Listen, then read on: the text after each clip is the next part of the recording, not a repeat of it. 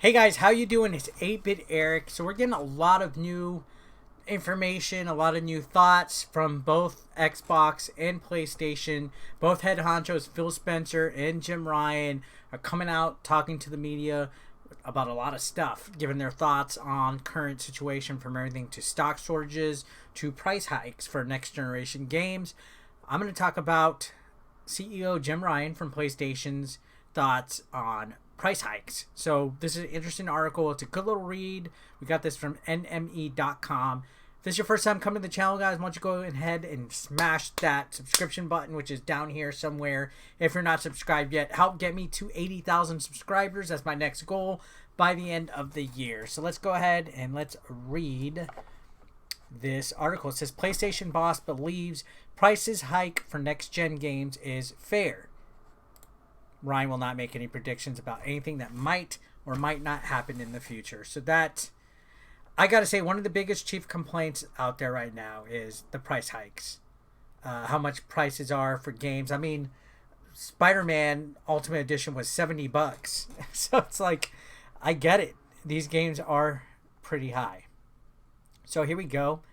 Let's go. It says PlayStation CEO Jim Ryan believes increase to $70 for first-party games on the PS5 is fair.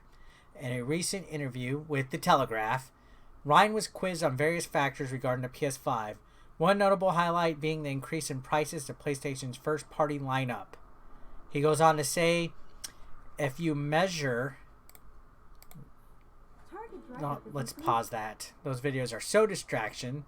If you measure the hours of entertainment provided by a video game such as Demon's Souls compared to any other form of entertainment, Ryan said, I think that's a very straightforward comparison to draw. So he's saying, just like movies, video games are a medium of entertainment, that video games have much more hours of entertainment than a movie does, which, okay, you know what? That's fair, but it's apples to oranges. Two different complete genres of entertainment. That's like saying a gallon of gas is cheaper than a gallon of milk, if that makes any sense. You can't measure a video game with a movie. I see where he's going with this, but it's not a good comparison, in my opinion. So he goes on to say, when asked if upcoming games will cost £70, Ryan said that he is not making any predictions about anything that might or might not happen in the future, and that previous reports such as Bloomberg's suggestion that the company were originally going to go higher are categorically false. Other companies have also followed suit in raising its game prices, with 2K Games raising the prices of NBA 2K21. Other companies such as EA are still undecided on whether now is the right time to raise the prices of their titles. So yeah, and I noticed I did see at Walmart NBA 2K was very high in its price, especially for the best pack. But they have like 3 different versions of the game. They got like a standard edition that's like a launch edition. Then they got like a gold or a pro or whatever they're called. There's all sorts of them. Same with Call of Duty and other games like that. That's just how this digital age is. It sucks, but you got to remember a lot of them are including the DLCs, the microtransactions, all the extras that you would pay for separately in that price. Some of them I feel like Ultimate Spider-Man was charging you for the next gen upgrade as well, or at least the Spider-Man remaster, I would say. So the interview also led into further probing Ryan about various criticisms relating to the PS5. One major point was the PS5's available storage, which clocks in at 665 gigabytes.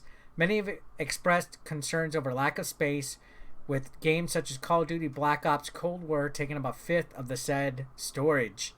And that's understandable. It is frustrating, especially in this age, this digital age. Video game storage is everything. Especially with both of these consoles, especially with digital games, all the add-ons, these file sizes are getting big. They're getting huge. And 1/5 of the said storage is a lot. So it says, Ryan says the company is not hearing those complaints, but will watch what happens as people unbox their PlayStations and start to use them. He's also pressed on the topic of PS4 and PS5 titles being cross-gen. Ryan believes PlayStation 5 experiences or versions of these games are being built from the ground up to take advantage of the PS5 feature set, and doesn't see what's wrong with offering a PS4 version of these titles. So that is a hot topic. A lot of these games are cross-gen right now. He says, when asked if the new God of War will be a PS5 exclusive, Ryan replied, "Sorry, I've got nothing to say about that today." Back in September, Ryan previously stated that no one should be disappointed with cross-gen games, and he's quite pleased about the situation. So what attracts my attention the most right now is this paragraph right here, that the company is not hearing those complaints, but will watch what happens as people unbox their PlayStations and start to use them. Not hearing the complaints, does this mean that they're not listening to the concerns and criticisms of people being upset with the amount of available storage on the PlayStation 5? That's what I think it sounds like right there, and I don't think that's a real good look or a good take on the CEO of PlayStation to say we're not hearing those complaints. That's kind of like being like, oh, can't hear you. You have to take concern. You have to listen. I mean, at this point, the console's already out, so what are we going to do as far as available storage other than buying an SSD or an external hard drive or some kind of storage solution on top of that? So we can't exactly do anything now other than just kind of manage our own storage on our consoles. But I hope that they really are hearing. I hope that Sony is listening to its complaints, because we just made them a lot of money between the pre-orders and the console launch and the games that are coming in. We're making Sony a lot of money. So it would be in their best interest if they would listen to the complaints and at least acknowledge them and try to come up with alternatives as far as storage goes. I don't know. That's just my thoughts, my opinions on this. The price hikes are concerning. That's one thing why I praise things like Game Pass, because first-party Xbox games will be day one on Game Pass to download. I find that a lot more cheaper than having to go and dish out $70 for a first-party game. So, I don't know. I think price hikes for these games is going to suck. As it is, I'm not too happy, but you also got to remember they're charging for stuff like the next gen upgrades. They're charging for the ultimate editions, the extra suits and stuff that cost separate on DLC. I'm not saying it's right. I'm not excusing it, because it is the way that our digital age is being handled right now, regardless of whether we like it or not. But I don't know. It sucks that games might be high. But guys, I'd like to know your thoughts. Please leave your comments, your opinions down below in the comment section. Subscribe if you haven't already, and I'll see you guys on the next video. Have a great day. Take care now. Bye-bye.